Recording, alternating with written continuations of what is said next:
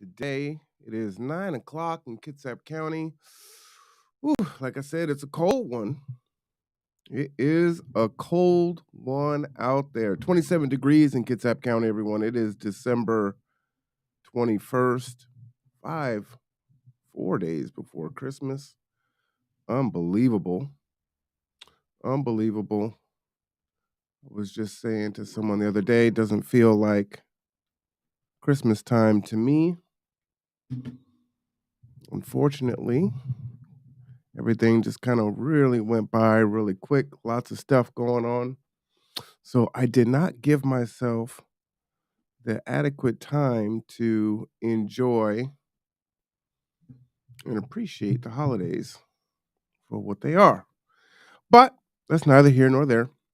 We're going to get into part two of my manifesto, if you will, the living document for change. Now, in part one, we talked about, let me get to my wrong notes here. Mentorship. We talked about volunteering, participating in large events, and respecting our elders. We touched off a little bit on resolving issues. And so that is where we are at now. We're on resolving issues. And let me see if I can find my notes here on this side. I can just go ahead and copy and paste in there. So we left off with number 5 here. Thank you. It is cold and icy out there and gets out. Good morning, sir. Looking and sounding good. It is cold and icy out here in Gets Out County this morning. Oh, Kitsap County. Got you. That auto, the text. Yes. So G2 drivers are all out in the county driving. So the report is conditions are icy. Please be careful if you must go outdoors.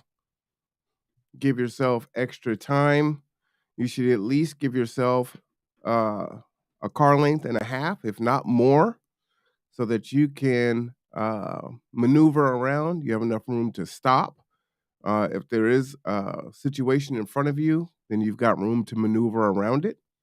Take your time. Don't be in a hurry, right?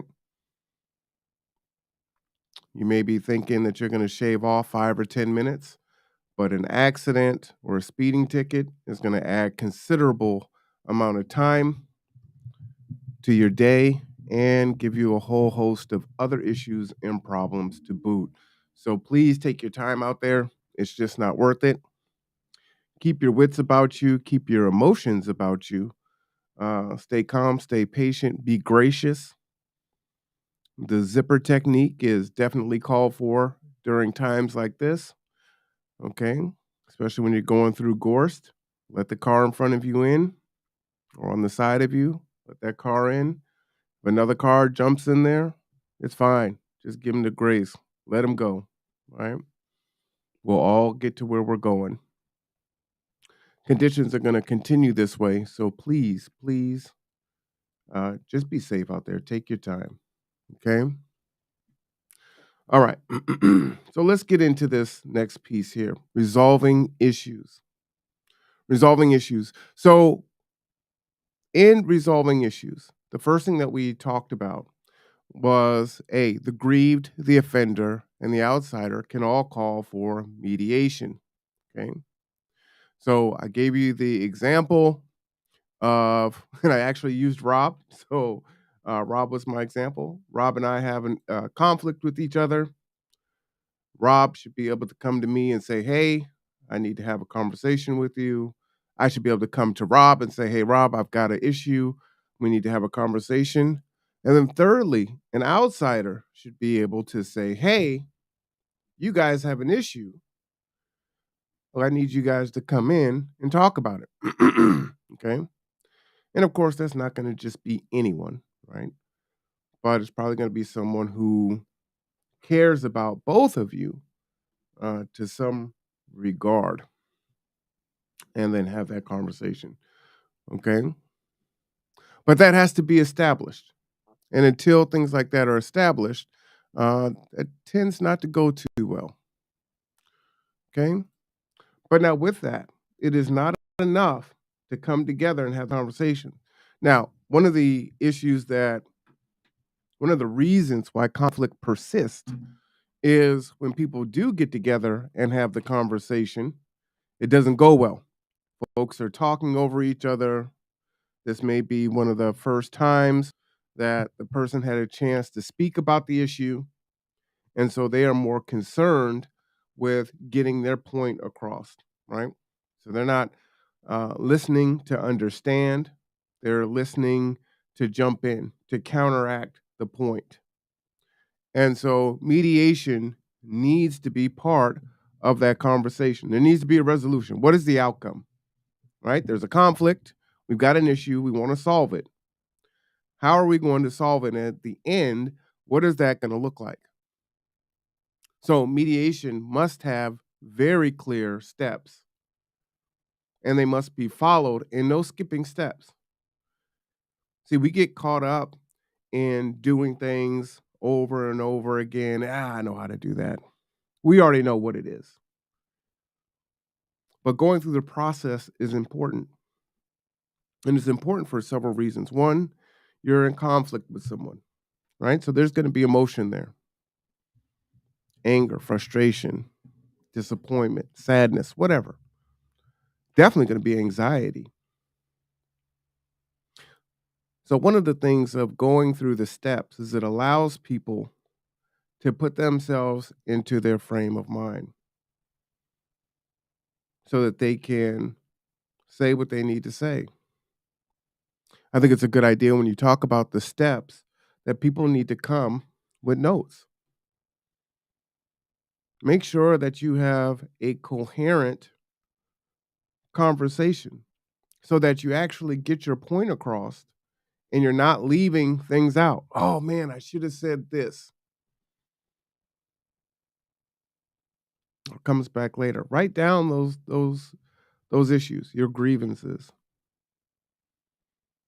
This is how I felt, why. This is what you did.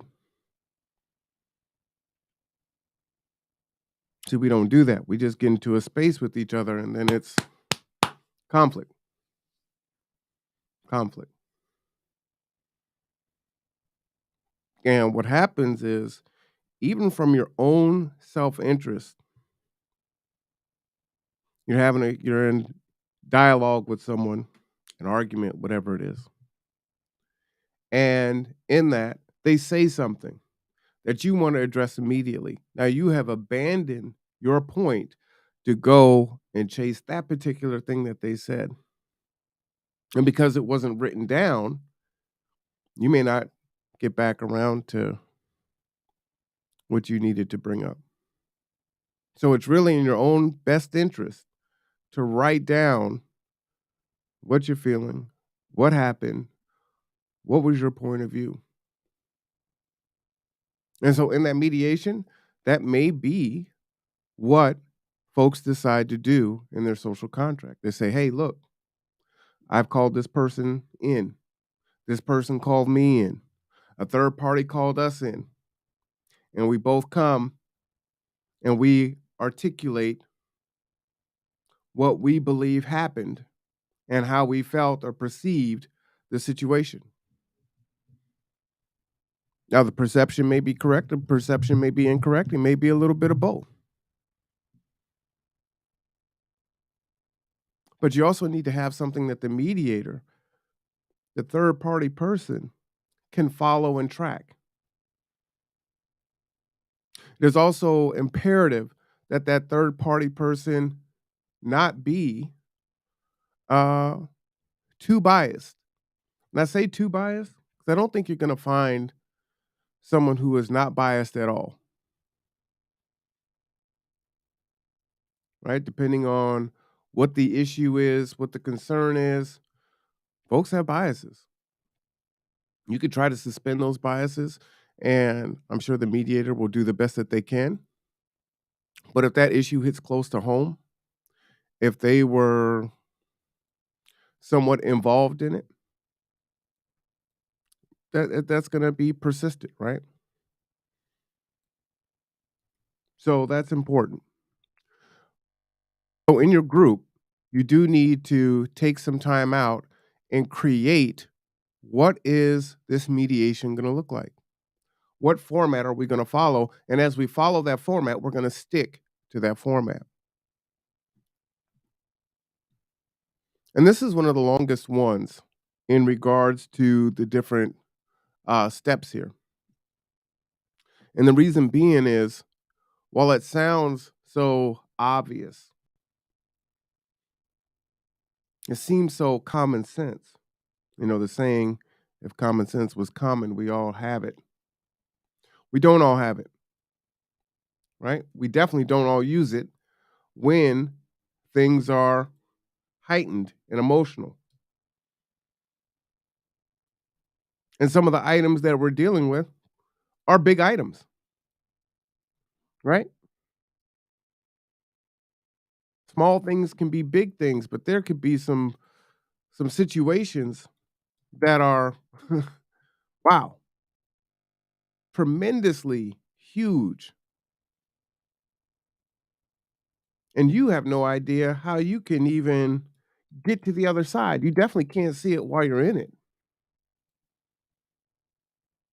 But that's part of why having a social contract is so important, right? You know there has to be another side at some point in time. And what you're saying is I'm going to be intentional and accountable to myself. I'm going to be accountable to the other people in my community, and I'm going to be accountable to the community at large to try to work through this and get to the other side. Because as long as we stay in conflict, we can't be the best versions of ourselves. We can't get the mission done as effectively as we could if we're not in conflict. Tremendously difficult to do. Okay. D or C, share the results with the collective. As I was saying where we left off yesterday, one of the big issues that I see is we are very prideful people and we don't want to air out our dirty laundry. The thing is that we air it out anyway. I'm going to go and talk to this person. You're going to go and talk to that person. And you don't control the people that you tell. So they're going to go out and tell someone else. So you're airing out your laundry anyway. Right. And then it's the telephone game. And maybe you have seen this and maybe you haven't. But maybe those folks have had that conversation. And okay, again, you're not going to feel great immediately after. But you resolved it. It's good. But the conversations are going out there and they've already been out there. And it takes some time for that to go, right? That's happened here in this community recently. And then the rest of the community has it, and now they're kicking it up. And it's like, well, the people that were at the center of it, that they already resolved the situation. And so it does us no good to keep it in. We need to have that out there, right? Rob and I had a conflict. Either I called Rob in, Rob called me in, a third party called us in. We had our mediation. We went through the steps. Here was the outcome, community. This is what we agreed on, and this is what we're doing. Everybody knows, and that's what it is. And again, doesn't mean that both sides are going to get their way, because there's going to have to be an outcome, right? A negotiation, a compromise. But see, what it cuts out is all the small talk. And that is also part of the social contract, right? So even though you may not be part of the conflict, you're part of the community, you're a part of the collective. So you have a fiduciary duty to the collective to not keep that spun up. So that's important. D, I think folks should sign the outcome. Because after all, this is a social contract, right? We sign contracts all the time. Cell phone service, internet, rent, grants, contracts. We sign contracts all the time. So sign it. Put your name on it. Folks will say to you, you know, my word is my bond. All I have is my word. Sign it. Sign it. And be done with it. And while when I was speaking, these things aren't in any particular order, right? I start off with mentorship, then volunteering, talking about participating in large events, respecting our elders. This isn't the order of operations, right? These things are just listed. Ultimately, we've got to model this behavior for our youth, especially for those of us that engage closely with our youth because they're watching it. They see it. Mom and dad are arguing. They're trying to keep it down. Kids here, they know. They sense it. They know mama ain't right. They know pops ain't feeling right. They know the conflict is there. So they know it. They see it. And sometimes we share this information out of frustration, maybe out of wanting understanding. But what do you think they're going to do? See, they have two choices. Folks grow up, they have the parents they got. And many kids will say, well, you know what? I'm not going to be anything like my father. So they make it their life's work to do just the opposite. Others may want to say that, but then they become the parent that they said they didn't want to become. So you're given a 50-50 chance that the children that you're interacting with may follow your bad habits. That's where we come up with words like systemic and institutional, generational, the sins of the father, sins of the mother. We use the Hatfield and McCoys because old folks understand that. I know we need to find a new, uh, a new relatable term. No one, not too many folks know who the Hatfield and McCoys are. Like who's that? So funny. That's how you know you're getting old, right? That's how you know you're getting old. While you're negotiating, number F, letter F, you need to negotiate in good faith. You need to be honest with yourself. You need to be honest with the process and the outcome. And understand that you signed a contract, a social contract with other individuals, with other folks in the community, with the collective, with the coalition, whatever you want to call it.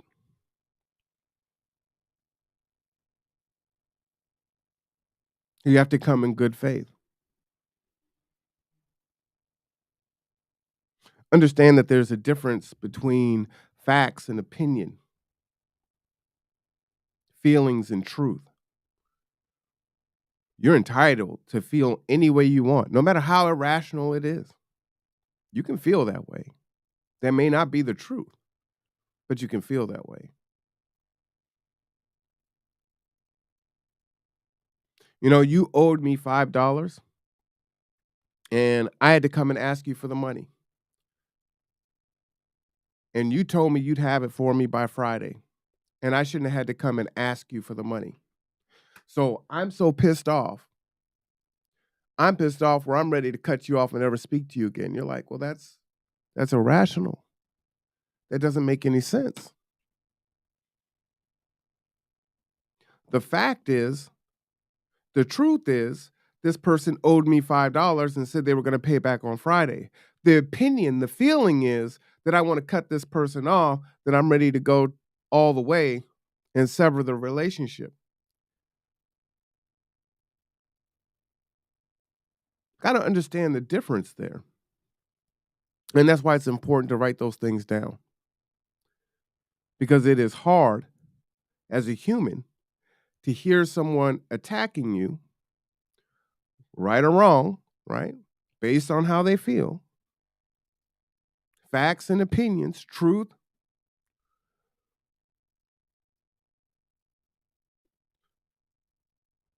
and navigate through that. And that's another reason, again, to write the things down, because you may get triggered as you're hearing from that person. They may be yelling at you, they may be cursing at you. And we'll get to that at some point, because I don't think that's an effective way to go. But if you don't write your things down, you might get caught up in the disrespect, or someone saying, "Oh, that's just who I am," right? And I would say, "No, stop the cap."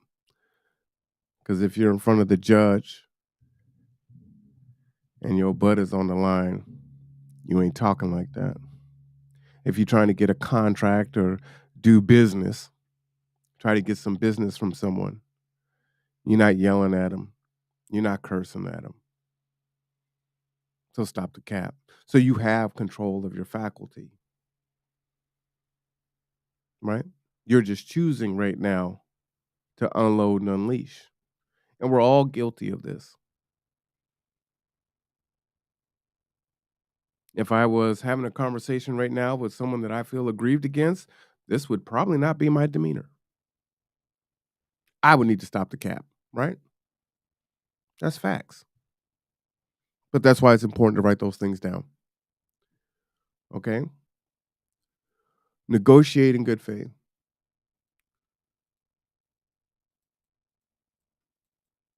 For G,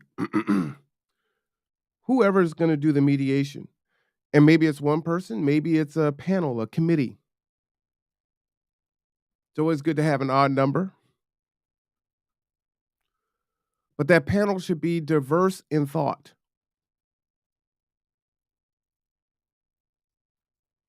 You know, oftentimes we tend to gravitate toward certain people, maybe based on their accomplishments or some other items. Sometimes one person isn't as accomplished as another person. And while that could be true, if they have that same kind of thought pattern, they're kind of under the same tree, you need to get someone else to also be on that panel, because their perspective is going to be different. You're going to see it a different way. But they don't have the emotion that you have, because they're not a direct stakeholder in the conflict. So it is important. I would definitely highly recommend at least having 3. How you doing there, Brother Bailey? At least having 3, and having a diversity of thought amongst those 3, so that you don't get groupthink. So you can break away from the echo chamber, so you can reduce the biases. Remember, this is a small community. And regardless of what community you're working in, your community probably isn't going to be that large. Even if it's a large church, it may only be 200, 300 people there. That's not a large community. And so you're going to need some diversity of thought within that congregation to resolve conflict. Case in point, if everyone's like, my pastor this, my pastor that, my pastor, don't you talk bad about my pastor. Well, you might have a problem if the conflict is with the pastor, right? There's going to be some biases there that folks aren't going to be able to put aside to help resolve the conflict between the two parties. So that's important. And that panel may change. And the most effective community is a community in which knowledge, skills, and abilities are shared, and that everyone has an opportunity to grow. So that means that the panel not only needs to be diverse in thought, but it also needs to change. Other folks need to be able to exercise critical thinking skills, problem solving skills, resolving high level conflict, even as an outsider, right? Because that's the only way that they're going to grow, right? And they have their other communities that they're in. Maybe that's an issue in their immediate family with their spouse, and they need some conflict resolution, and they need to be able to step outside of things and see it. That perspective can be powerful and very important for individuals to gain. We're in such a hyper emotional state now in our society. Feelings are facts, and that's not true. So, in your diversity of thoughts, you also need to have that variance of people on that panel so they can get the experience. And they too are signing that contract. But you do need to recuse yourself if you're too close to the issue. So maybe it is your turn to be on that panel. And you know that you're too close to the situation. And too close to the situation may be that you feel so vehemently strong about one person in that particular argument that you're not going to be able to suspend your biases. And so you have to be honest with yourself and honest with the collective because you're going to do harm. You're not going to do good. So if you come in and you're like, man, I don't care what Rob says, Marwan is right. But you say to everyone, well, yes, I can be unbiased. And while I agree with Marwan's point, I am willing to listen to what Rob has to say. When you start talking like that, like I'm willing to listen, nah. The point isn't that Rob needs to change your mind. You need to be able to take in the facts and make a judgment and provide the prescription for the solution.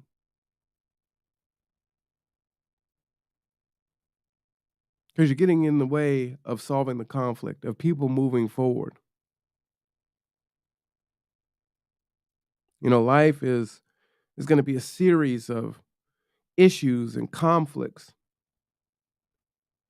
And the most effective people are those that are able to navigate those things and they don't keep carrying and making their crosses heavier and heavier that they bear. And you know those folks because they say they're over it, but as soon as something happens, it's like it just happened 2 seconds ago. Like I thought you were over that. No, they weren't.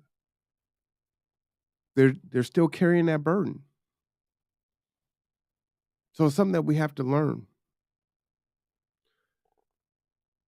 Folks have all the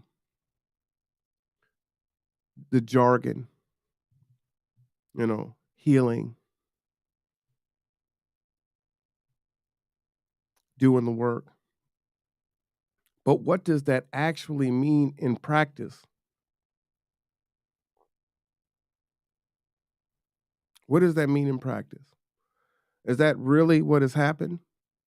Because you could tell, because if that situation happens with someone else, you can watch and see how they respond to it.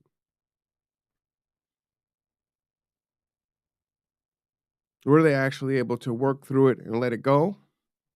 Or is that a chip that's on their shoulder that they're still carrying? And because they have on a hoodie, you can't see it. But as soon as you bump into it, ow, you're going to hear about it. So analyze that in yourself. It's really important. If you're too close, you got to step away. Okay? Now, this is really big.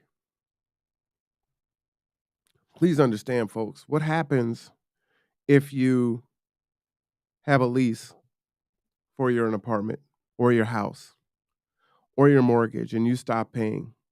You get evicted, right? The bank comes and they take your house away. So there has to be real consequences if you do not adhere to the solution through the mediation. And again, this is what a social contract is, right? You are signing on to be accountable, to be a part of a community and adhere to the rules of said community. So if you break with the rules, there must be real consequences that you agree to follow. Should you break them? Because if there aren't any consequences, then what are you going to do? You're going to do whatever the hell you want to do.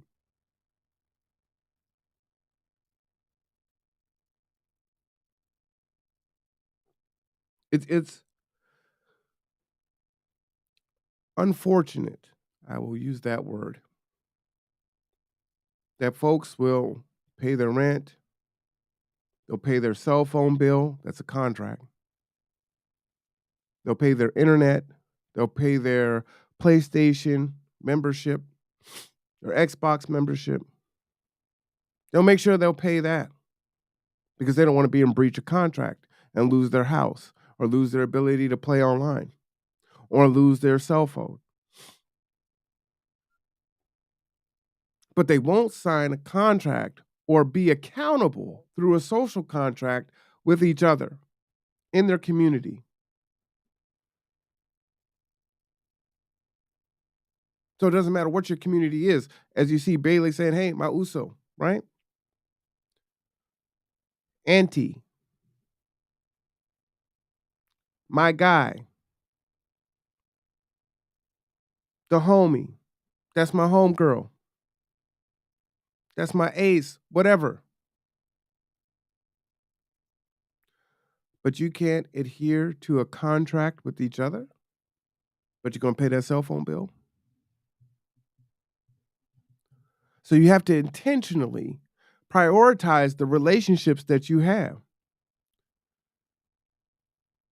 And no, you can't do it unless both sides do it. I'm not going to sign a contract and be accountable to you if you're not going to sign a contract and be accountable to me. So it is a requirement that everyone signs on to the contract.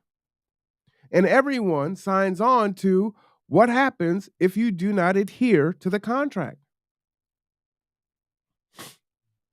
You don't pay your cell phone bill? Well, they might say, okay, we'll leave it on for a day. We might cut off some of your service. You're only going to be able to use Wi-Fi. And then if it becomes too egregious, they're going to just shut off your service, right? Payment will become due immediately. So there has to be consequences for not executing the solution.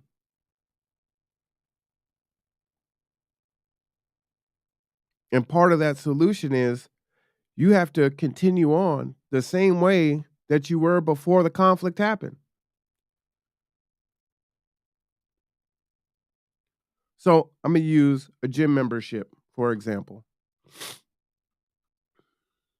You got a gym membership and you get into conflict with someone, and all of a sudden you stop going to the gym, right?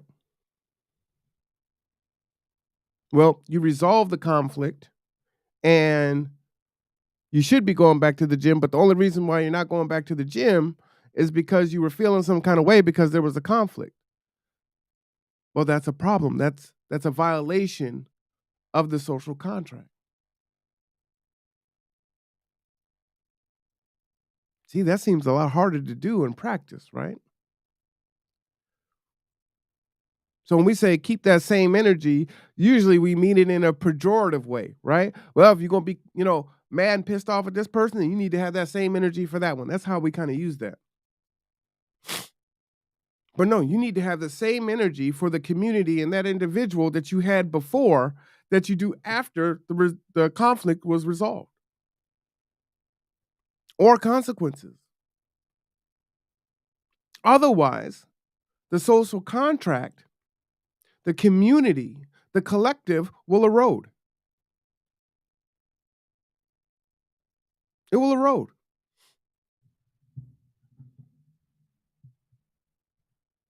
There's no two ways about that.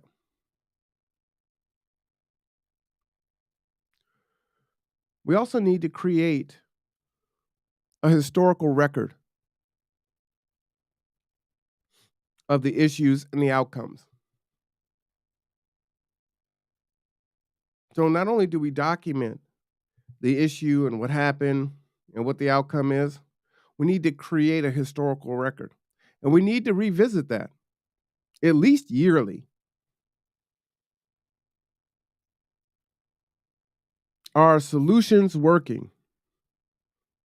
Are there some patterns here, both positive and negative, that we either need to build upon or we need to dismantle and change?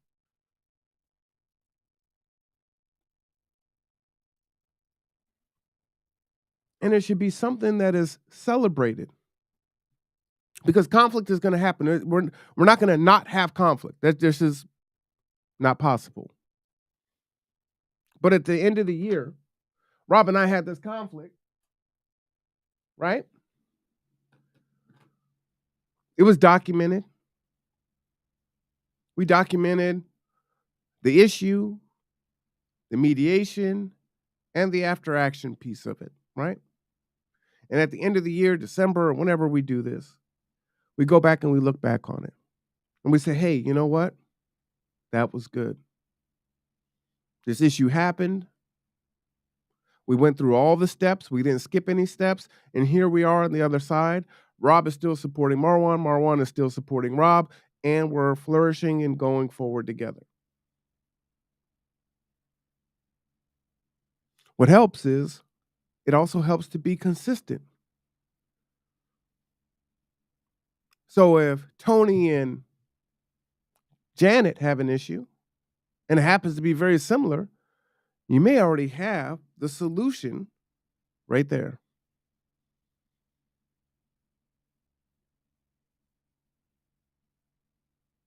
It also will help to create some equity and some fairness, right? Because if there is something similar, then the first party or the party after that is like, well, you didn't do that when it was Marwan and Rob. So how come we got to do this, that, and the other? Now the situation may be different, but again, you've got supporting documentation based on that because we want to be congruent in all that we do.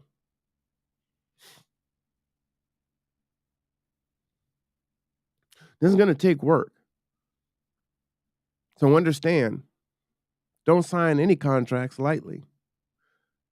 Do you actually want to do the work or do you not? Do you just want to talk about doing the work? Do you feel like, oh, you so grown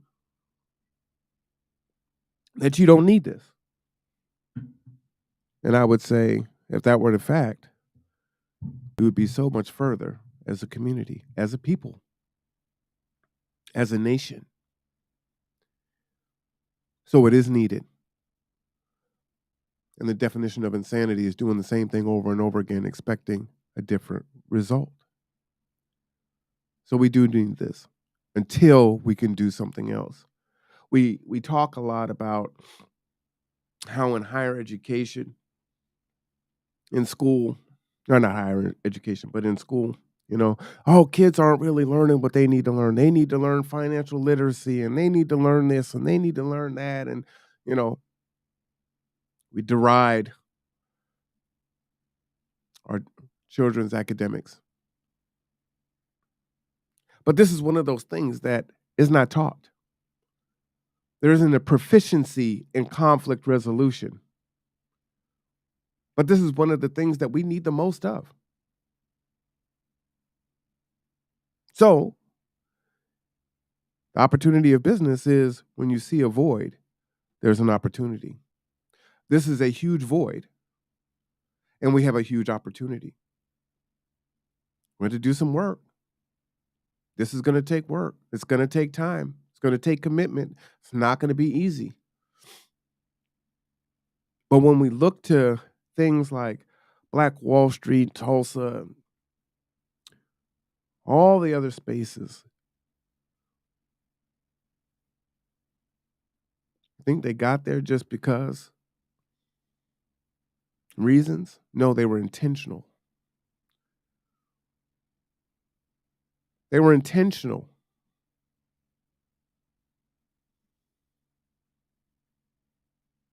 We look at the pyramids and how, with all the technology we have, we cannot recreate that technology, allegedly.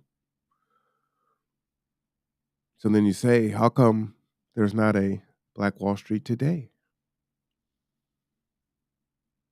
Atlanta's a mecca, but if you understand the politics and the things that are happening there, they don't have the control over the ATL the way that they think they do.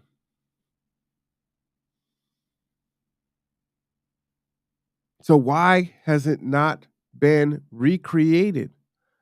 There's so many more of us now. More of us have access to education, upward mobility. Why? So it's needed. Okay, letter L. When it is done, it's done. When it is done, it's done. I should have just left it there and didn't type anything else. That should just be all for L. When it's done, it's done. Continuing conversation about the issue from any person in the collective is subject to consequence. It's where the sayings, don't beat a dead horse. No, who's doing that anyway? It's deplorable action. Don't beat a dead horse, people. But we're not going to move past it if we're going to keep talking about it. Conflict, mediation, work the solution, annotate it. Consequences if one of the parties stray. And it's done. When it's done, it's done. And there must be consequence from anyone in the community, anyone in the coalition, the collaborative, the collective, any C words you want to use. That's going to keep that dust going. I know we were supposed to follow this outcome, but I just don't think it should have went down like that. Doesn't matter. This is what was decried by the panel, and this is what we're doing. We all signed on to this. Now, the end of the year would be the time for that. Hey, as we go back and we look at all the conflicts that we had over the year, and this is how we resolved it, and this is where it didn't work, where people didn't adhere to there needed to be consequences because they didn't adhere to the contract, whether they were the immediate party insiders or even the people on the panel. And this is what we need to do differently.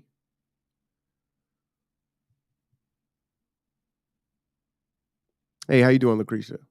This is my personal manifesto, to be clear. So this isn't the collective's work. I'm going to pass this on to the collective, and the collective can use whatever parts they find helpful, right? Eat the meat, spit out the bones. But when it's done, it's done.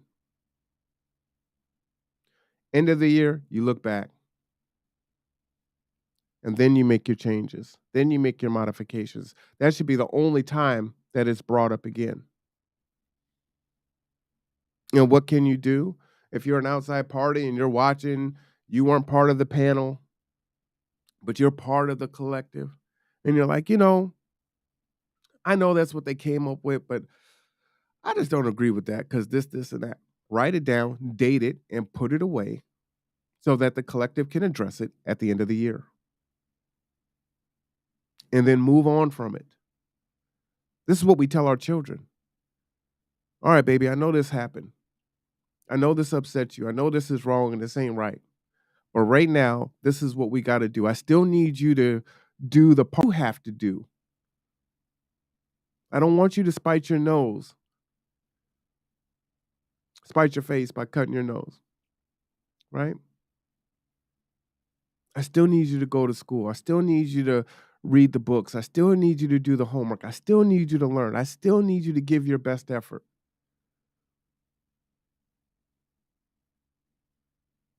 because that's what we want for our babies. So that's what we have to want for each other. I'm still going to give 100%. At the end of the year, we can address it. And then when it's addressed, we close the book again. And understand, some things just aren't going to be how you want it. Again, your baby wants that second piece of cake. You say, no, baby, that's enough sweets for today.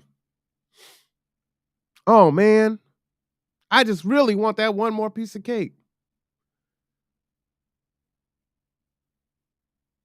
But you know that it's not going to serve anything positive by giving that child that extra piece of cake.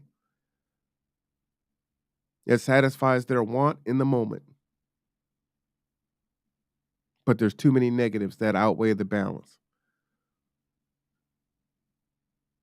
Discipline, calories, yada, yada, yada. On it goes. Choices.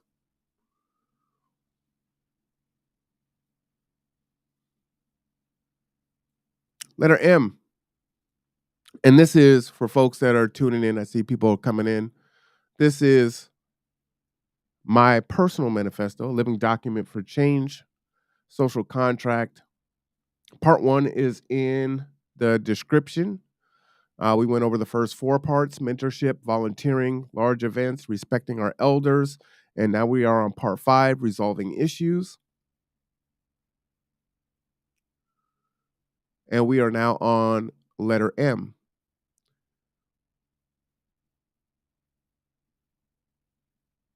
Actually, I think that's it. I made it to L. This is a whole nother, I'm gonna call this one programs. So that will conclude that part of our discussion. I'm gonna go into programs because I don't want this to be too many parts. I also don't want it to be too long. I have to probably cut some of these up. And just to kind of show you what my manifesto looks like here, it is pretty big, right? This is my personal manifesto.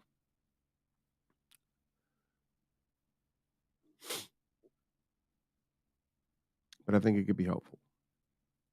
Programs. Now, again, my hope is that folks will add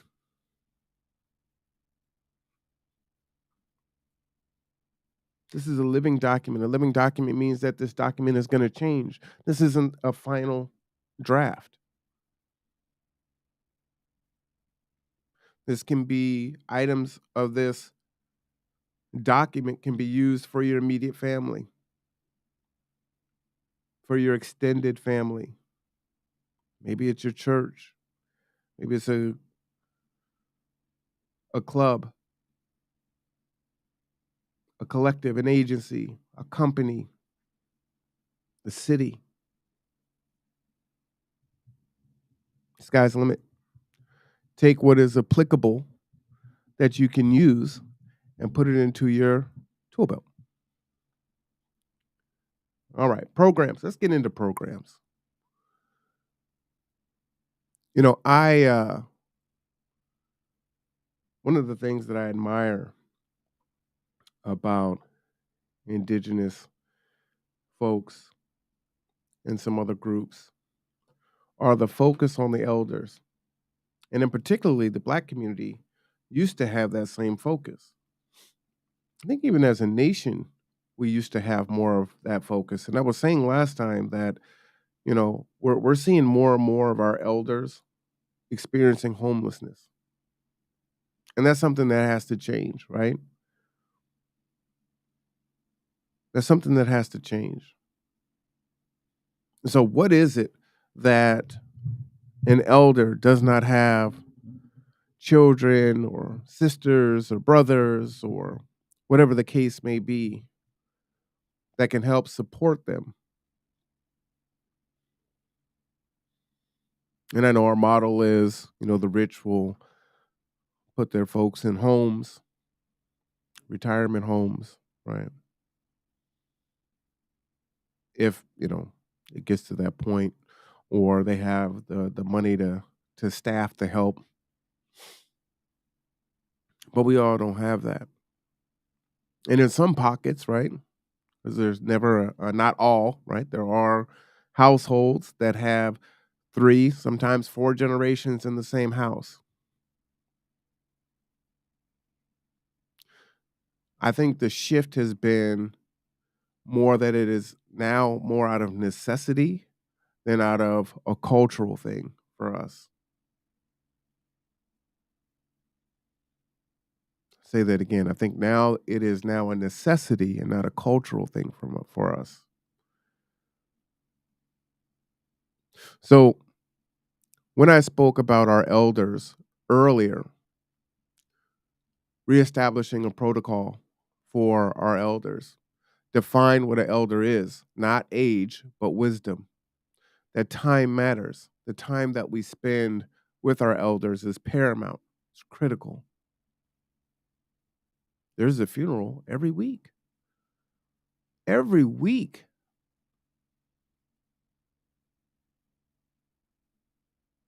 Show respect. Teach respect. And I would say that you can't teach something that you can't show. So if we're saying to respect your elders, but you don't respect your elders yourself, then you're not teaching that. You're not congruent. So one of the programs that I believe need to be created, create a program to take care of our elders, the physical and mentally disabled population. It's our responsibility. We can get support from the government, but it shouldn't be the government's responsibility. We need to do that. We have to take control of our communities. So, what programs do we have that we can build on to create space for? I'm going to give you guys an idea because I don't know if I'll ever do it, right? It may not be God's plan for me. When my father was alive, we would talk about what we would do if we won the Powerball, right? And we're so bougie, we won't play when it's only $5 million. We wait till it's like 100, 200 million, right? Because what am I going to do with $2 million? Like, I can't do anything with that. But for him, he would definitely start his own charter schools. That was one of the things uh, that was big for him, and he would do a lot of things as he adopted uh, so many of us and was never married. For me, what I would love to do is create a school, but it would be even bigger than that, right? So imagine a daycare. So new parents can bring their kids in to the daycare. Kids would be at that school from daycare to graduation of high school. But there would also be the senior center at the school, and the senior center and the daycare and all of the grades would all be integrated. So the grandparents or the elders that don't have grandkids can give love and show love to the little babies and the little kids. For the young kids and the adolescents, they can also hear our history directly from our elders.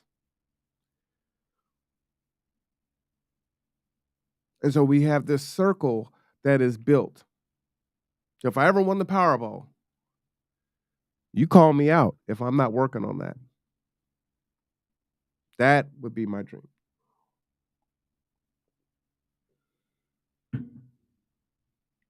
It's all there. Now, unfortunately, whether or not uh, there's a single parent or even two parent households, they both have to work. They can go to work. They can work non-traditional hours. And their babies are going to be okay because they're in the collective. And the elders are there to help, to support, to nurture. See, we're doing that on individual families now, right? Nana is taking care of her grandbaby. Papa's taking grandson here, there. See, those things are happening, but they're happening in vacuums. So it's really hard to get ahead. And when parents are working, especially when you got latchkey situations, your kids can get off into all kinds of things. So the influences are going to be very different. We're talking about not knowing who we are. Oh, we're going to know who we are because we've got that history that's right there. We have our stories, we have our traditions. You have your cooks, you've got your teachers. You have all of that knowledge and wisdom of all of that life, the careers that they've had that they can bring to bear on the seniors and the juniors and the elementary school kids and the primary school kids. I would love that. So that's the dream. But we do need to create some programs, maybe not on that scale, but we do need to take care of our elders and our physical and mentally disabled population. You know, for those of you that have children that have physical or mental challenges, that work is, I say, God gives, children like that to only certain folks because everyone can't do that. I don't think that I could do that. I don't think I could do that. But they need help. And we can look back and say, man, I don't know how they're doing it. But we don't have any built-in support for them. And they just do it somehow. All right, another thing that I would like to see done is we need to create a Black JBAMA for mental health and child development. And so if you think about the Journal of American Medicine Association, we need a Black journal. We need mental health counselors that are Black men and Black women that can speak to our issues, our experiences, our trauma, our child development. What does it mean to be raised in America? What does it mean if you're raised in the inner city? What does it mean to be raised in poverty? What does it mean to be raised with a impacted parent? What does it mean to be raised, insert here?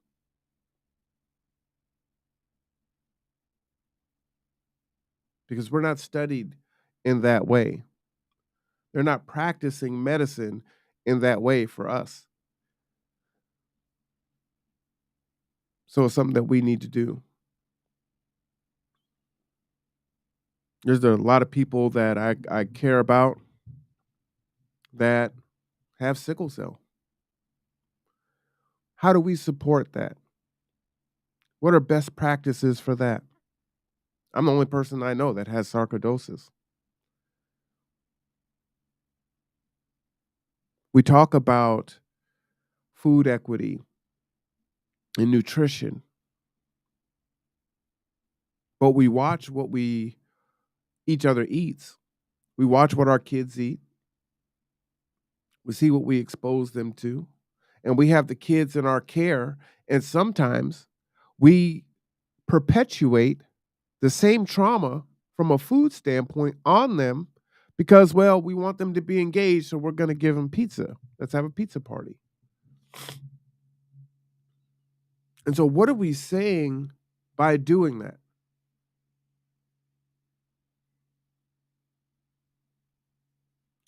Are we having culturally relevant celebrations with food for our youth?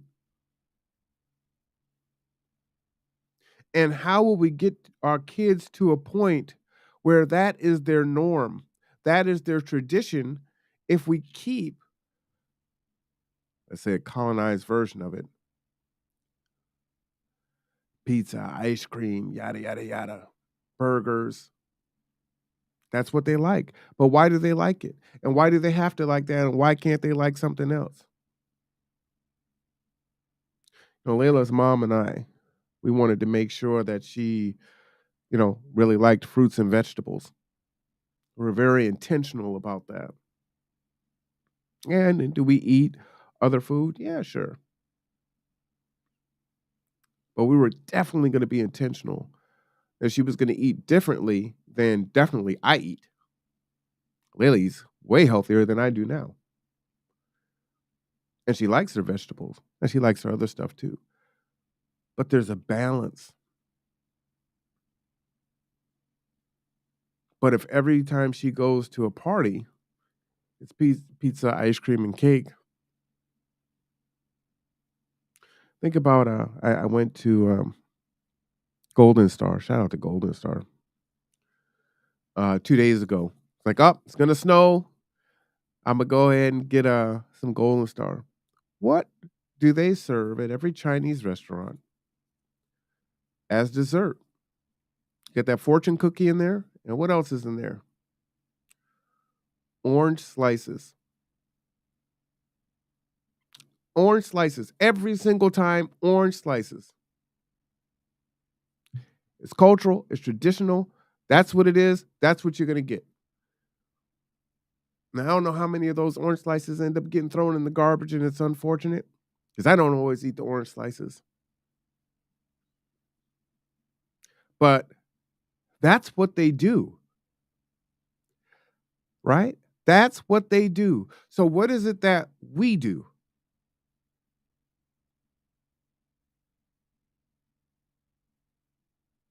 That's why we need our own piece.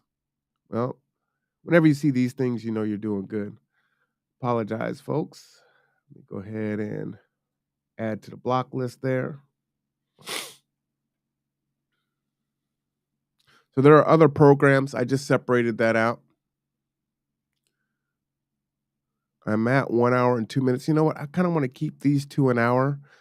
Probably going to end up doing 7 or 8 of these to get through it all. I don't want it to be too long where folks are just like, okay, this is decent stuff, but I can only listen so long. So we will stop there. This is part 2. Let me go ahead and give myself a reminder here where I stopped. Yeah, the resolving issues one is long. Again, please be clear. Uh, this is not an exhaustive list. This is a living document. And